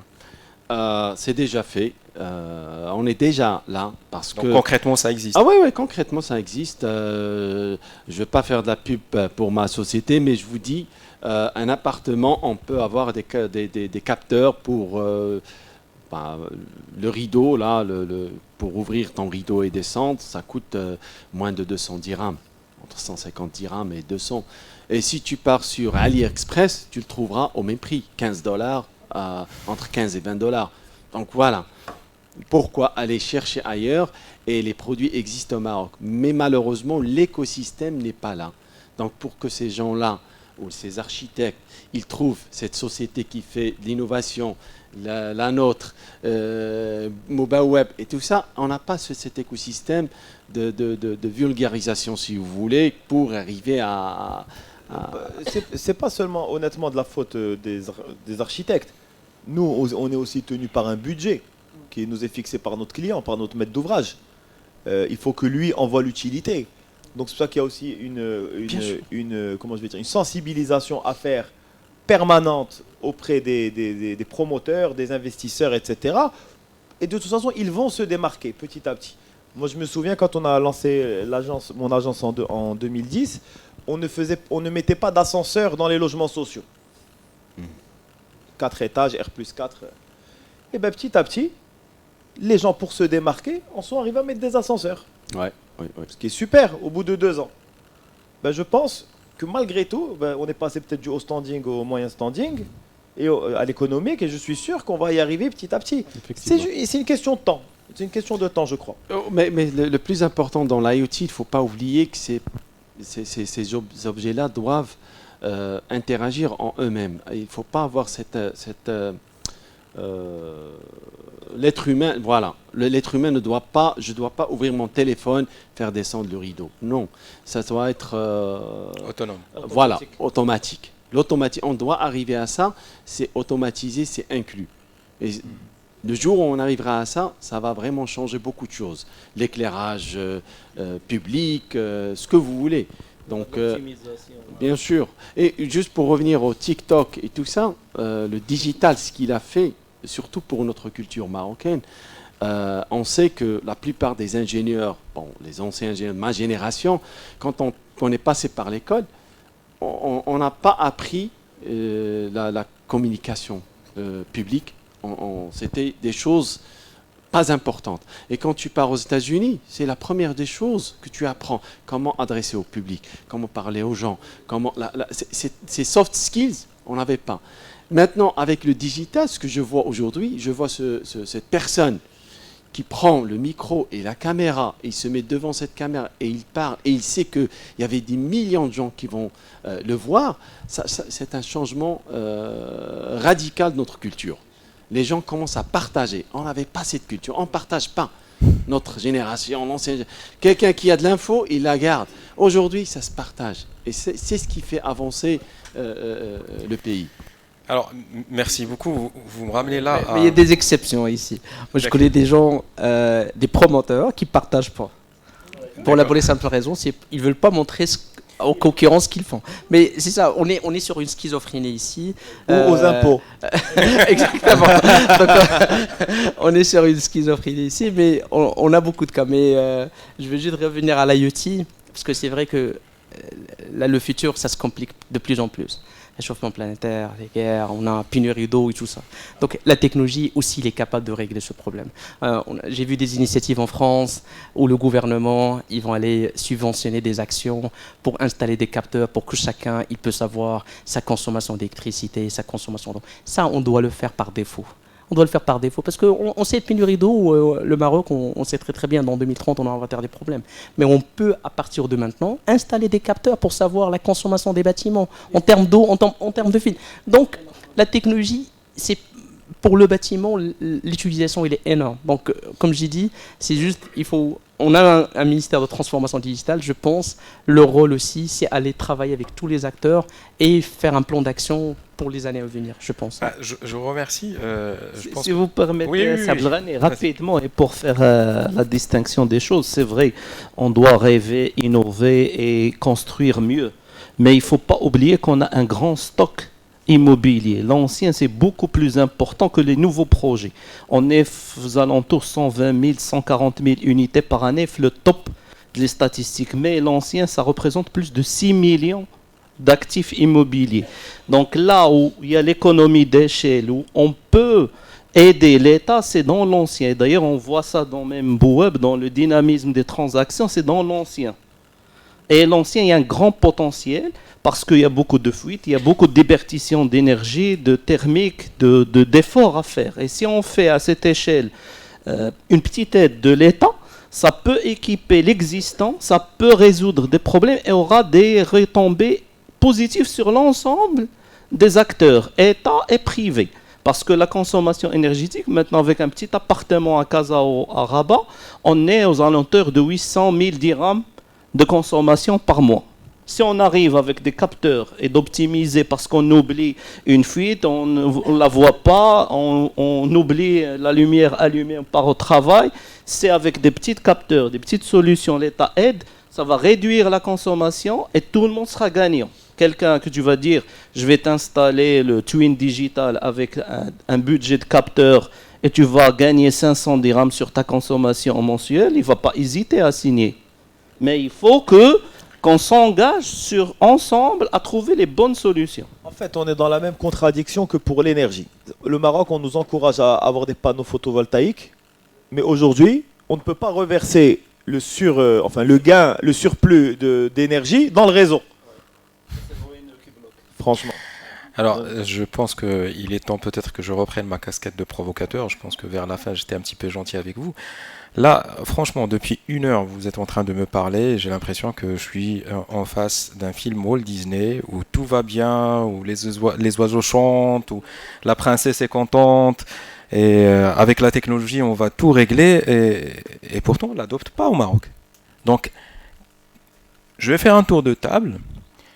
Bien sûr, vous avez parlé du rôle de l'État, mais je pense que vous êtes des acteurs du marché, soit du côté du digital, soit du côté du bâtiment ou du real estate, soit un petit peu des deux. Donc, je pense que vous devez aussi penser à votre rôle en tant qu'acteur de cet écosystème existant au futur. Qu'est-ce qu'on peut faire ? Il y a des acteurs aujourd'hui qui n'ont pas encore franchi le pas d'adopter le digital. Il me semble qu'ils font plus la masse que les acteurs dont vous parlez et que vous dites qu'ils ont déjà franchi le pas. Et je pense que véritablement la dynamique s'enclenchera lorsque on aura commencé à toucher la véritable masse. Et je sais pas, pour l'instant, j'ai pas d'argent à investir dans l'immobilier, mais peut-être que si j'en avais, là, vous me convainquez. Pourquoi vous n'arrivez pas à convaincre les acteurs du marché ? Pourquoi vous n'arrivez pas et qu'est-ce qu'on pourrait faire, chacun de nous, de son côté, pour enclencher enfin cette dynamique et qu'on vive véritablement au milieu d'un film de Walt Disney ? Moi, je vais être un peu provocateur, puisque je pense que le plus simple dans toute révolution, ce qui se passe dans la plupart des cas, historiquement. On peut le regarder avec la voiture, on peut le regarder avec beaucoup de choses. Dès qu'il y a une évolution, dès qu'il y a un changement, une innovation, il y a certains des acteurs locaux qui existaient, qui l'adoptent et qui peuvent survivre. Beaucoup sont des nouveaux entrants qui viennent et qui se prennent une part du lion et qui après se font copier ou en tout cas il y a d'autres, une fois qu'ils ont réussi à percer, d'autres sur la partie de la technologie, d'autres acteurs entrent et prennent une part de marché, et la plupart des autres ils meurent, ils arrêtent leur activité et donc au final la question qu'est-ce qui empêche de changer, je pense qu'au final c'est la nature humaine et que certains vont pouvoir faire une évolution. Je pense qu'aujourd'hui, des architectes qui ne travaillent pas sur la partie BIM, ça va commencer dans le temps d'être de plus compliqué. Et si on décide de s'y mettre dans 5 ans ou dans 10 ans, ce sera peut-être trop tard. Parce qu'il y aura trop de jeunes architectes qui font déjà ça, et ils seront plus efficaces. Et puis voilà. Et les promoteurs qui aujourd'hui ne font pas des efforts sur la digitalisation, sur des innovations technologiques qui vont leur permettre d'être un peu on the top of the game, disparaîtront de manière assez naturelle. Donc moi je ne suis pas spécialement inquiet pour que tout le monde se transforme. Il y a plein de nouveaux acteurs qui arrivent et qu'on en a vu et qui arrivent. Il y avait un événement à Imotech il n'y a pas longtemps qui a vu beaucoup de nouveaux acteurs aussi arriver et on voit que ça va vite. Et je pense qu'au final il faut juste préparer les funérailles de tous ceux qui ne vont pas pouvoir changer. Là c'est du direct qui il percute. Non, moi je pense qu'on ne peut pas toucher la masse d'un coup. Les choses vont se faire, je suis plutôt optimiste. Je pense que les choses vont se faire petit à petit. Qui aurait dit il y a 30 ans quand AutoCAD a existé que tous les architectes allaient adopter AutoCAD. Finalement, comme a dit Kevin, il y a des cabinets qui n'ont pas survécu, qui ont gardé leur méthode classique et qui n'existent plus aujourd'hui. Et aujourd'hui, il n'y a pas un cabinet d'architecture où il n'y a pas le logiciel AutoCAD ou Archicad. Donc on va y arriver. Et aujourd'hui, tous ces cabinets vont faire leur révolution petit à petit. Et dans 20 ans, tout le monde adoptera ça. C'est tout. Mais effectivement, aujourd'hui, on a un tournant. Il faut se positionner, il faut y aller. Ça demande un peu d'investissement d'abord personnel. Et il faut sortir de sa zone de confort. Et c'est comme ça qu'on avance. Il y a toujours ce débat depuis plusieurs années au Maroc.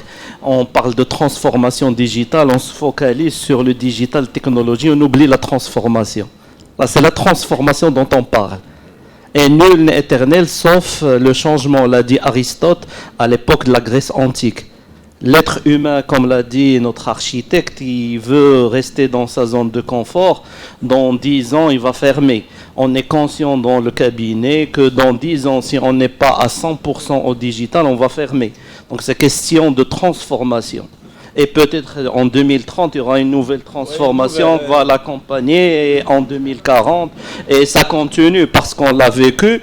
Les années 90, les gens qui ont fait de la résistance à le dessin assisté par ordinateur, ils ont fermé. En 99, j'étais à l'agence urbaine, j'étais le premier à installer le premier logiciel AutoCAD, le PC, le traceur. On a sorti le premier plan à l'agence urbaine. C'était un exploit et les gens hésitaient à se mettre à l'ordi. J'ai vécu à la conservation foncière des conservateurs qui ne voulaient pas toucher au clavier. Ça n'existe plus. Donc tout est digital, mais il faut du temps. C'est vrai, la culture marocaine, il est un peu différente d'autres cultures européennes ou même nord-américaines, où on est résistant plus au changement qu'on participe.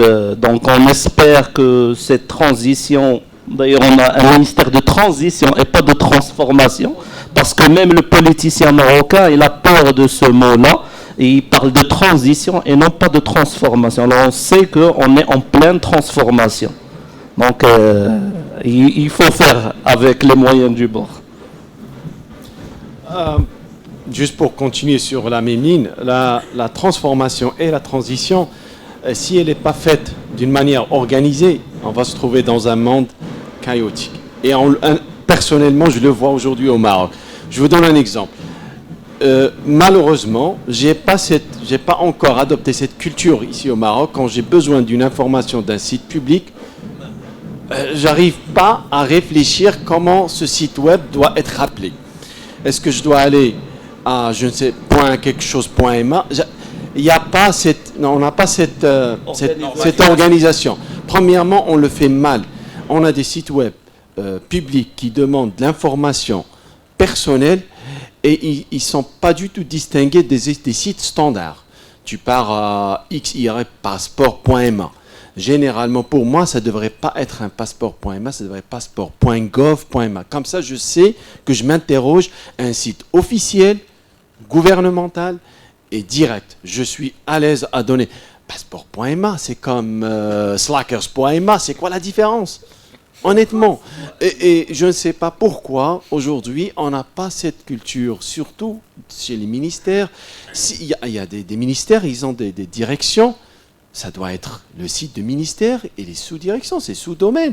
Comme ça, on sait toujours qu'on est en train on est en face de ce ministère. Si j'ai un problème, je sais où se diriger. Et c'est, je pense, à mon avis, le e-gov, ça doit commencer par ça. Une thématique standard. Je rentre dans un site web, automatiquement, je dois sentir que je suis sur un site officiel. Ses boutons, son habillage, sa présentation. On ne doit pas créer un site avec des bleus ici, un autre avec du vert, un autre avec... c'est vraiment chaotique. Quand tu rentres, ou tu pars, par exemple, encore une fois, j'ai une culture américaine, je pars aux États-Unis, honnêtement, c'est standard. Je sens que je suis en train d'être devant un site gouvernemental. Parce que, première des choses, il t'annonce que tu es sur un site gouvernemental. Tout ce que tu fais sur ce site-là, il est officiel. Et si tu infras l'infraction de loi, c'est fédéral et tu seras puni. Ça veut dire si tu commences à faire des bêtises ou attaquer, quoi qu'il en soit, il t'avertit déjà, c'est devant toi. ici au Maroc, on avance, on essaye de s'attraper, mais malheureusement, on fait des choses et ça va compliquer l'écosystème en général. Ça ne va pas faciliter la tâche aux citoyens. Et là, je me trouve, comme la majorité des citoyens, en train de se diriger vers des cybercafés parce que lui, il sait que voilà, pour payer les impôts, il faut aller sur ce site XYZ. Et à certains temps, parce qu'il tombe tout le temps, ou il n'est pas fonctionnel, ou je ne sais pas quoi. Et le pire dans tout ça, ces gens-là, c'est un nouveau métier qui a été créé, c'est génial, mais il n'est pas réglementé. Parce que je donne toutes mes informations personnelles, et je ne sais même pas ce système d'exploitation. Est-ce qu'il est russe? Est-ce qu'il est sécurisé? Est-ce qu'il est téléchargé plein de virus? Et c'est un grand problème. C'est un grand problème. Et quand j'étais chez Microsoft, je me souviens, le Maroc était le deuxième pays exportateur des virus. Les attaques. Et quand tu vois ces données-là, pas parce qu'on est fabricateur des virus, on a des génies, non. On est des consommateurs, on télécharge le système d'exploitation d'un site, il est plein de virus, et on est en train de l'utiliser, et en même temps, on est en train d'attaquer d'attaquer d'autres systèmes au monde. Et ça doit changer. Et j'imagine que ça commence à travers le ministère de transition. Il faut avoir une charte, tout simplement. Voilà, charte gouvernement. On commence avec le gouvernement. Fais ça, ça facilite le travail pour les startups. Si je veux créer un site web pour un gouvernement, je n'ai pas besoin d'aller faire le design. Il est déjà là. Je vais travailler sur le cœur de leur moteur. C'est quoi le business logic? Qu'est-ce que vous voulez faire avec ce site web? Je travaille sur ça et je le présente, ainsi de suite. Et ça va ouvrir, vraiment, ça va ouvrir la porte à tout le reste, exactement. Merci. Non, mais je veux juste revenir sur une chose. Tout à l'heure, Sinabil, il a parlé un petit peu du frein financier. Au Maroc, on a toujours ce problème en Europe, aux États-Unis, on parle l'Occident, au Japon. Quand ils font un business, ils veulent développer quelque chose, on parle toujours de easy transaction. Nous, le easy transaction, il se complique. Moi, je prends un exemple, Portnet, par exemple. Je suis importateur. Vous savez, Portnet, cette année, là, ils ont augmenté le prix. On passait de 6 000 dirhams par an. Là, on passe, je sais pas, le même forfait que j'avais, les mêmes transactions, je vais payer l'équivalent de 12 000 dirhams. Mais c'est fou. Actuellement, on parlait de e-gov en Arabie Saoudite. Toutes les transactions sont gratuites. Actuellement, vous voulez faire Portnet, vous payez. Toutes les transactions numériques, actuellement, on parle de transition numérique. Oui, on veut faire transition numérique, mais pourquoi? Mais ça, c'est un facilitateur pour nous, pour aller faire du business, mais pas un handicap. Donc moi, je connais du monde là qui ont annulé l'abonnement Portnet. Ils vont dire, j'importe plus. Ils ont dit, j'importe plus. Mais c'est fou. On parle de easy transaction. Actuellement, moi, je suis une start-up qui vend des solutions SaaS. Est-ce que PayPal, on peut faire du PayPal? Si moi, je veux exporter, je vends à quelqu'un en France. On a beaucoup de start-up actuellement au Maroc que je connais. Ils ont ouvert des sociétés à Dubaï, en Angleterre, à Hong Kong. Pourquoi? Pour faire le easy transaction. On perd des millions, des milliards de dirhams à l'étranger, parce qu'il y a des Marocains qui ouvrent à l'étranger, parce qu'ils vendent des solutions SaaS, sachant qu'on peut les faire ici. Il suffit juste qu'on pense à des easy transactions. Et je répète, on peut créer un écosystème, on a de la matière, on a vendu nos équipements par exemple à 1337, qui est une école qu'on appelle nous les Nano Degrees, qui appartient à l'OCP. Ils sont équipés par nos équipements. Ça veut dire les étudiants, ils ont de la matière, ils ont de l'équipement, ils ont de logiciels pour qu'ils puissent aider les entreprises du bâtiment ou d'autres industries à aider le Maroc à se digitaliser. Mais si cette personne, il sort et demain, il crée une start-up parce qu'il a un logiciel ou une technologie pour la vendre ici à l'étranger, mais on n'est pas prêt déjà pour faire ça. Donc, moi, je parle de digitalisation. C'est vrai qu'on parle de digitalisation, mais on est dans le bâtiment, parce que dans le bâtiment aussi, ça aide. Parce que nous, on veut importer des logiciels pour servir des professionnels, mais on doit avoir l'écosystème déjà pour mieux servir ces gens.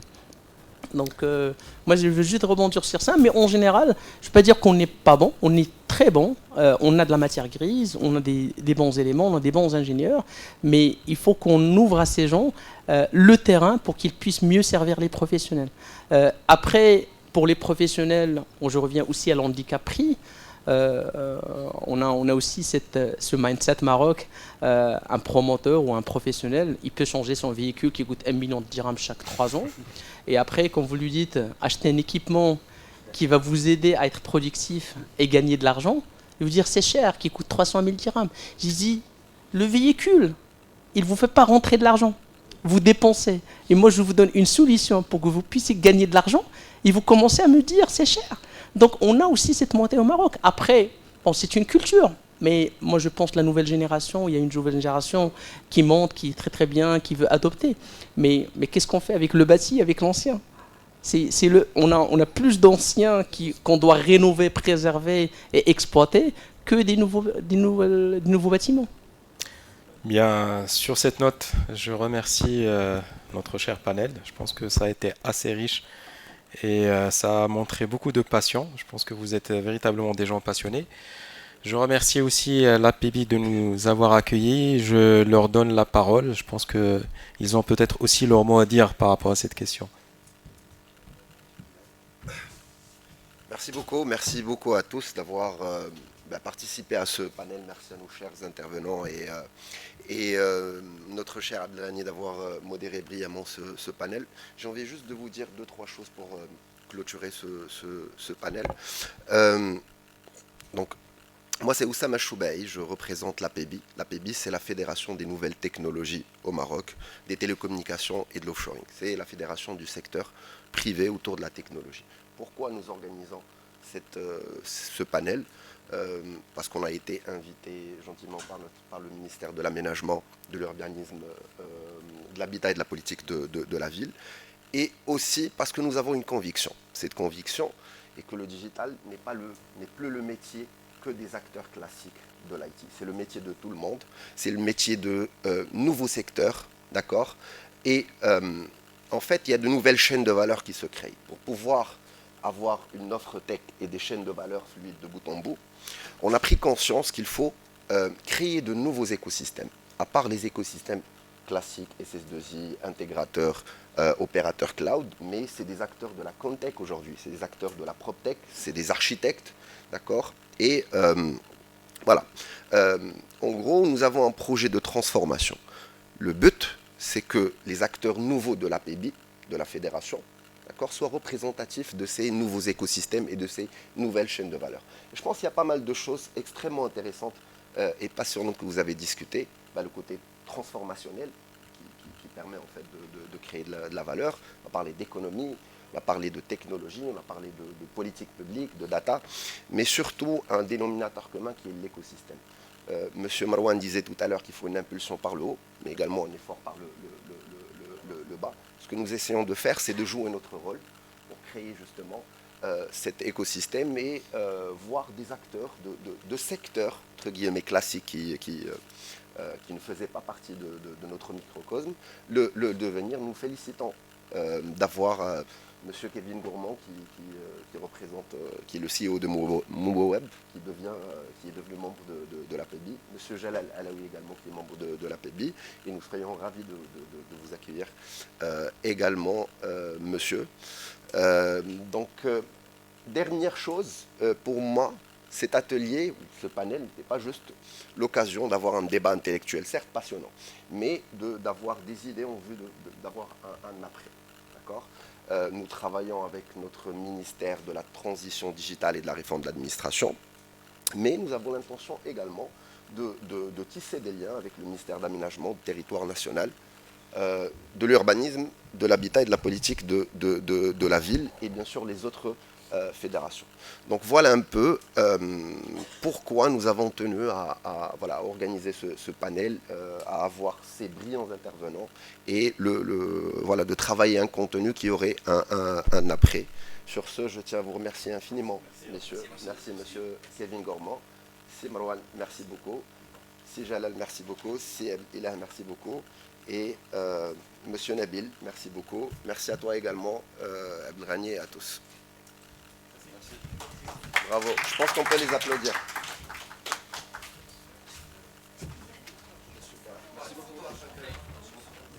Une photo,